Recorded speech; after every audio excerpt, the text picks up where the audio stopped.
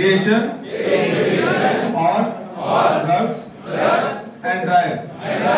I will not overspeed or give into road rage or rash driving.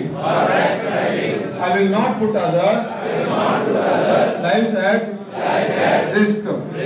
If my health hazard to driving. Hands up. ಆಮೇಲೆ ಒಂದು sir ನಾನು sir 10 ಜನ ನಾನು ಅಂದ್ರೆ clear ಮಾಡ್ತಾ ಇದ್ದೀನಿ.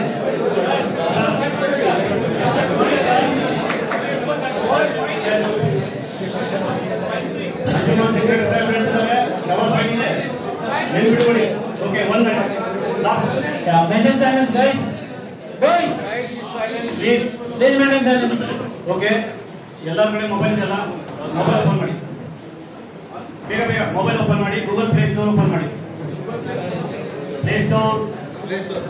ಪ್ಲೇ ಸ್ಟೋರ್ ಓಪನ್ ಆಯ್ತಾ ಡ್ರಗ್ ಫ್ರೀ ಕರ್ನಾಟಕ ಅಂತ ಒಂದು ಆ್ಯಪ್ ಇದೆ drug free Karnataka DRG drug free Karnataka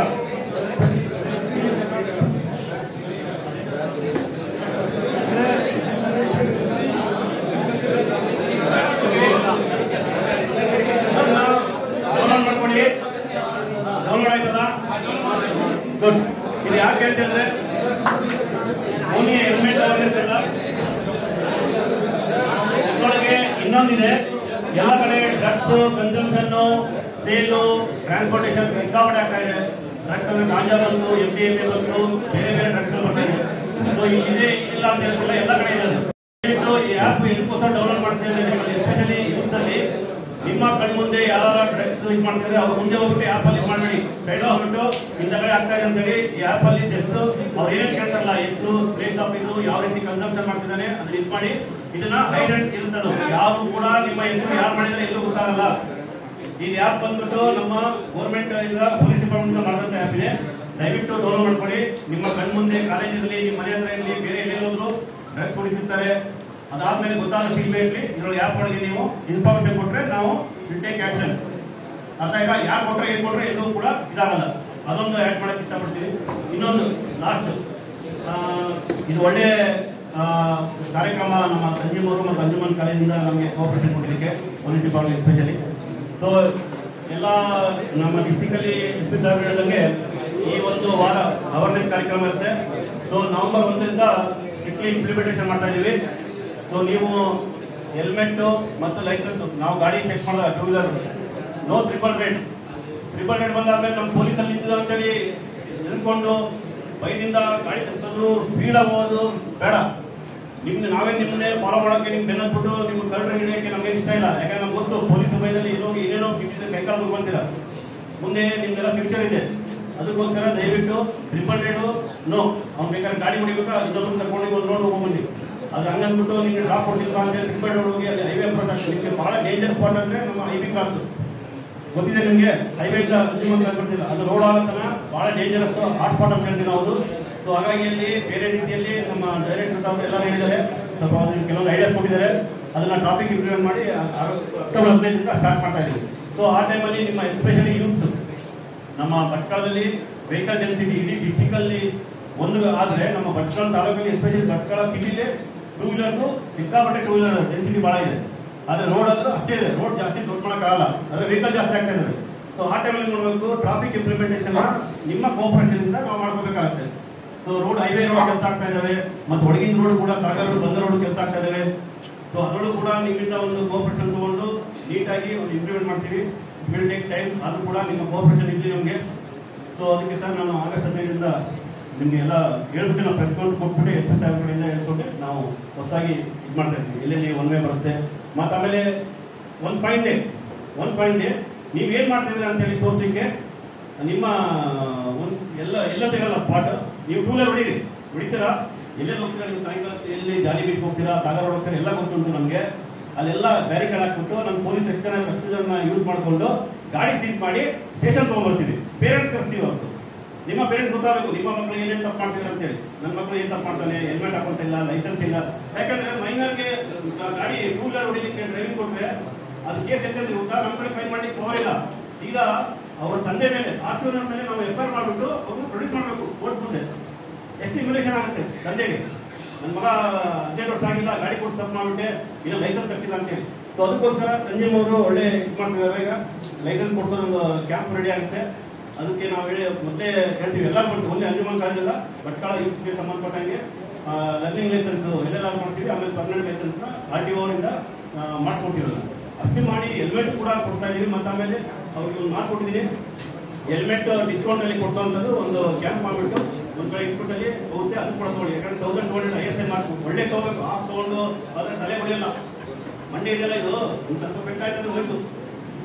ಅದಕ್ಕೋಸ್ಕರ ದಯವಿಟ್ಟು ಸ್ಪೀಡ್ ಕಂಟ್ರೋಲ್ ಮಾಡಿ.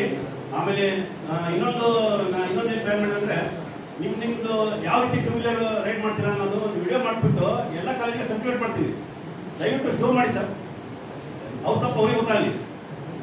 ಯಾಕಂದ್ರೆ 2 ವೀಲರ್ ಓಡಿಸಲು ಕೊಡ್ತಾ ಇರ್ತೀವಿ ನಾವು, ಅಲ್ಲಿ ಸಿಕ್ಕಾಪಟ್ಟೆ ಸ್ಪೀಡು, ವೀಲಿಂಗ್ ಒಂದು ಆಗ್ತಾ ಇಲ್ಲ ಭಟ್ಕಳದಲ್ಲಿ. ನಾನು ಅಬ್ಸರ್ವ್ ಮಾಡಿದ್ವಿ, ವೀಲಿಂಗ್ ಅಂದ್ರೆ ಗೊತ್ತಾ ಏನ್ ಹೇಳಿ, ಎಲ್ಲ ಗೊತ್ತಿದೆ ಅಂದ್ರೆ ಮಾಡ್ತೀರಂತ ಆಯ್ತು. ಅದು ಕೂಡ ಮಾಡಿಲ್ಲ, ನಮ್ಗೆ ನಮ್ಗೆ ಬಂದಿಲ್ಲ, ಅದು ಬೇಡ. ವೀಲಿಂಗ್ ನಮ್ಮ ಭಟ್ಕಳಕ್ಕೆ ಬೇಡ, ಅದೆಲ್ಲೆಲ್ಲ ಮಾಡ್ತಾರೆ ಅದನ್ನಾಗಲಿ. ನಮ್ಮ ಇದರೊಳಗೆ ಭಟ್ಕಳದಲ್ಲಿ ಯಾರು ಕೂಡ ವೀಲಿಂಗ್ ಮಾಡ್ಕೊಂಡು ಕೈಕಾಲು ನೋಡ್ಕೊಂಡು ಲೈಫ್ ಲಾಂಗು ಕೊಡ್ಕೊಂಡು ಹಾಸ್ಪಿಟ್ಲಲ್ಲಿ ಮನೆಯಲ್ಲಿ ಎಲ್ಲ ಕಡೆ ತೊಂದರೆ ಕೊಡಕ್ಕೆ ಹೋಗಬೇಡಿ. ಸೊ ಹಾಗಾಗಿ ಹೆಲ್ಮೆಟ್ ಕಂಪಲ್ಸರಿ. ಮತ್ತು ಆಮೇಲೆ ಡ್ರಗ್ಸ್ ನಾನು ಒಂದು ಹೇಳಿದಿಲ್ಲ, ಅದು ಮುಂದೆ ನೆಕ್ಸ್ಟ್ ನಮ್ಮ SP ಸಾಹೇಬ್ನೇ ಕಳಿಸ್ತೀವಿ. ಇಲ್ಲಿಗೆ SP ಸಾಹೇಬ್ರು ಬರ್ತಾರೆ ಅಂತ ಹೇಳಿದ್ರು, ಸೈಬರ್ ಕ್ರೈಮ್ ಸಂಬಂಧಪಟ್ಟಂಗೆ ಮತ್ತು ಆಮೇಲೆ ಡ್ರಗ್ಸ್ ಎಸ್ಪೆಷಲ್ ಡ್ರಗ್ಸ್ ಸಂಬಂಧಪಟ್ಟಂಗೆ ಅವೇರ್ನೆಸ್ಗೆ ಒಂದು ಹಾಕೊಳ್ತೀನಿ. ಎಲ್ಲರಿಗೂ ಕೂಡ ಅದು ಕೂಡ ಕೋಆಪರೇಟಿವ್ ನಾನು ಮಾತಾಡಲಿಕ್ಕೆ ಕೊಟ್ಟಿದ್ದೀವಿ. ಧನ್ಯವಾದಗಳು. ಒಂದು ಮ್ಯಾಂಡೇಟರಿ ಸೈನ್ಸ್. ಮ್ಯಾಂಡೇಟರಿ ಸೈನ್ಸ್ ಅಂದ್ರೆ ನಾವು ಪ್ರತಿಯೊಬ್ಬರು ಕಡ್ಡಾಯವಾಗಿ ಪಾಲನೆ ಮಾಡಬೇಕು ಅಂತ ಹೇಳಿ. ಈ ರೀತಿ ರೋಡ್ ಅಲ್ಲಿ NH ಅಲ್ಲಿ ಅಥವಾ SH ಅಲ್ಲಿ ಸ್ಟೇಟ್ ಹೈವೇ ಅಲ್ಲಿ ಮತ್ತೆ ನ್ಯಾಷನಲ್ ಹೈವೇ ಅಲ್ಲಿ ಈ ತರ ಇಂಡಿಕೇಶನ್ ಬಂತ ಅಂತ ಹೇಳಿದ್ರೆ ಪ್ರತಿಯೊಬ್ಬ ಡ್ರೈವರ್, ಪ್ರತಿಯೊಬ್ಬ ರೈಡರ್ ಇದನ್ನ ಪಾಲನೆ ಮಾಡಬೇಕು. ಇದನ್ನ ಮ್ಯಾಂಡೇಟರಿ ಪ್ರತಿಯೊಬ್ಬರು ನೋಡಿ. ಕೆಲವೊಂದು ನೋ ಪಾರ್ಕಿಂಗ್ ಇದೆ, ಅಥವಾ ಇಲ್ಲಿ ಪಾರ್ಕ್ ಮಾಡಬಾರ್ದು, ಅಥವಾ ರೈಟ್ ಓವರ್ಟೇಕ್ ಅನ್ನು ಮಾಡಬಾರ್ದು ಅನ್ನುವಂತಹ ಒಂದು ಸೈನ್ಸ್ ಇರ್ತದೆ. ಪ್ರತಿಯೊಬ್ಬರು ಇದನ್ನ ಕಡ್ಡಾಯವಾಗಿ ಪಾಲನೆ ಮಾಡಬೇಕು. ಇನ್ನು ಕಾಷನರಿ ಸೈನ್ಸ್ ನಿಮ್ಗೆ ಕಾಷನ್ ಅನ್ನ ಕೊಡ್ತಾ ಇರ್ತದೆ. ಇಲ್ಲಿ ರೋಡ್ ಹಂಪ್ಸ್ ಇದೆ, ಸ್ಲೋ ಮಾಡಬೇಕು, ಇಲ್ಲಿ ಏನು ಟೆಲಿಫೋನ್ಸ್ ಇದೆ, ಕರ್ವ್ ಇದೆ, ಆಯ್ತಾ, ರೋಡ್ ಅಂಡರ್ ಕನ್ಸ್ಟ್ರಕ್ಷನ್ಸ್ ಇದೆ ಅನ್ನುವಂತಹ ಒಂದು ಕಾಷನ್ ಅನ್ನ ಕೊಡ್ತದೆ. ಇದು ಸಾಮಾನ್ಯವಾಗಿ ಎಲ್ಲವೂ ಕಾಷನರಿ ಸೈನ್ಸ್ ಟ್ರಯಾಂಗಲ್ ಅಲ್ಲಿ ಇರ್ತದೆ. ಇನ್ನು ಇನ್ಫಾರ್ಮೇಟರಿ ಸೈನ್ಸ್ ಅಂತ ಹೇಳಿದ್ರೆ ನಿಮ್ಗೆ ಸ್ಕೂಲ್ ಇರ್ತದೆ, ಒಂದು ಇನ್ಫಾರ್ಮೇಶನ್ ಕೊಡ್ತಾ ಇರ್ತದೆ. ಹಾಸ್ಪಿಟಲ್ ಇರ್ತದೆ, ನೋಡಿ ಇಲ್ಲಿ ಪ್ಲಸ್ ಬಾಕ್ಸ್ ಕಾಣಿಸ್ತಾ ಇದೆ, ಏನ್ ಇಂಡಿಕೇಶನ್ ಮಾಡ್ತದೆ? ಹಾಸ್ಪಿಟಲ್ ಇದೆ, ಸ್ಕೂಲು, ಈ ರೀತಿಯಾದಂತಹ ನಿಮ್ಗೆ ಒಂದು ಕಾಷನ್ ಅನ್ನ ಕೊಡ್ತಾ ಇರುವಂತಹ ಸೈನ್ಸ್ ಇರ್ತದೆ. ಈ 3 ಸೈನ್ಸ್ ಗಳನ್ನ ನೀವು ತಿಳ್ಕೋಬೇಕು. ಹಾಗೆ ಪ್ರತಿಯೊಬ್ಬರು ಇವತ್ತಿನ ಒಂದು ಸೆಷನ್ ಅನ್ನ ಯುಟಿಲೈಸ್ ಮಾಡ್ಕೊತೀರಿ. ಈ ರೋಡ್ ಸೈನ್ಸ್ ಅನ್ನ ಮತ್ತೆ ಈ ಒಂದು ಟ್ರಾಫಿಕ್ ಅವೇರ್ನೆಸ್ ಅನ್ನ, ಹೆಲ್ಮೆಟ್ ಅಭಿಯಾನವನ್ನ ಅರ್ಥ ಮಾಡಿಕೊಂಡು ಜವಾಬ್ದಾರಿಯುತ ನಾಗರಿಕರಾಗ್ತೀರಿ ಅಂತ ಅನ್ಕೊಳ್ಳ.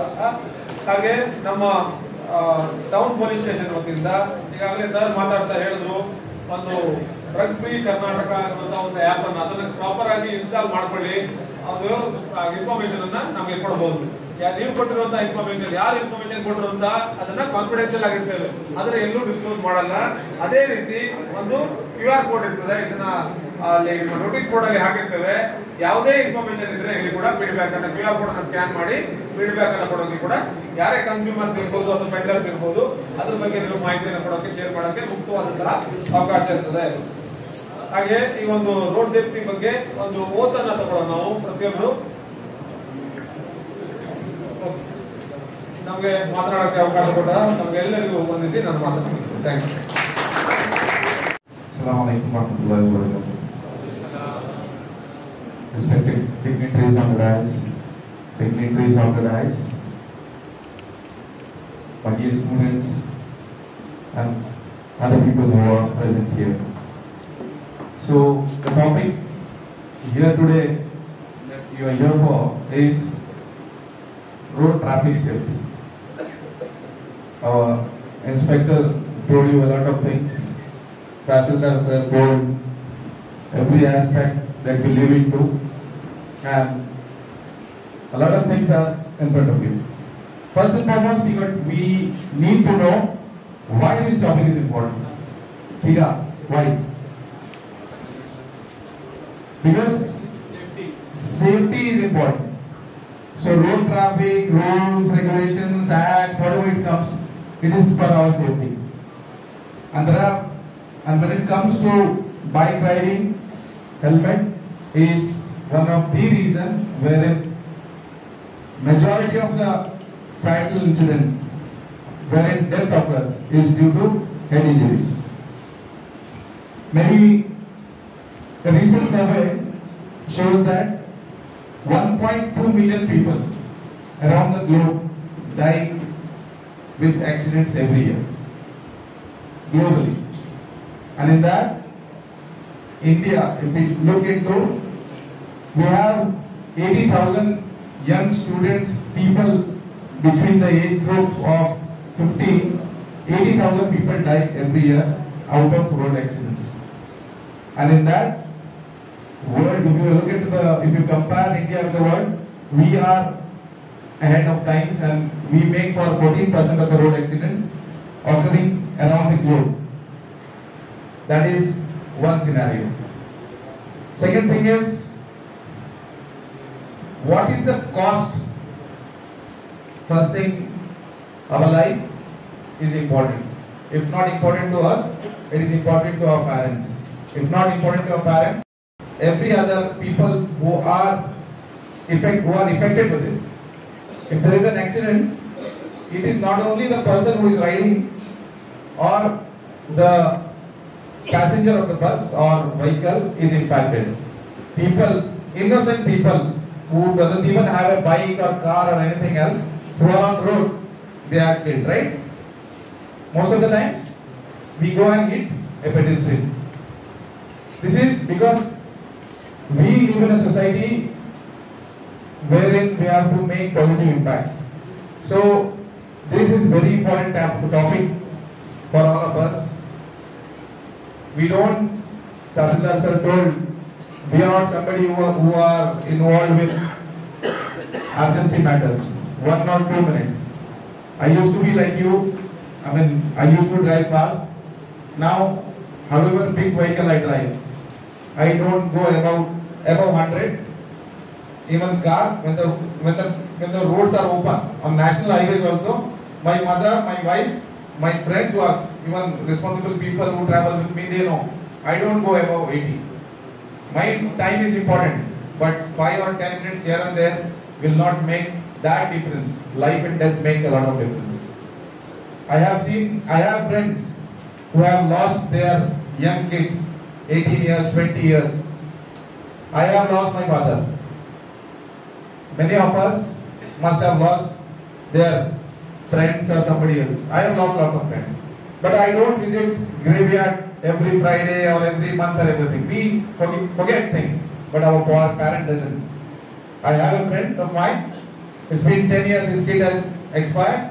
Every Friday, he doesn't miss going to Kabristan. I don't go for my father, but parents go for their kids. So it is a responsibility. Our responsibility towards our family, our responsibility towards our parents is very important.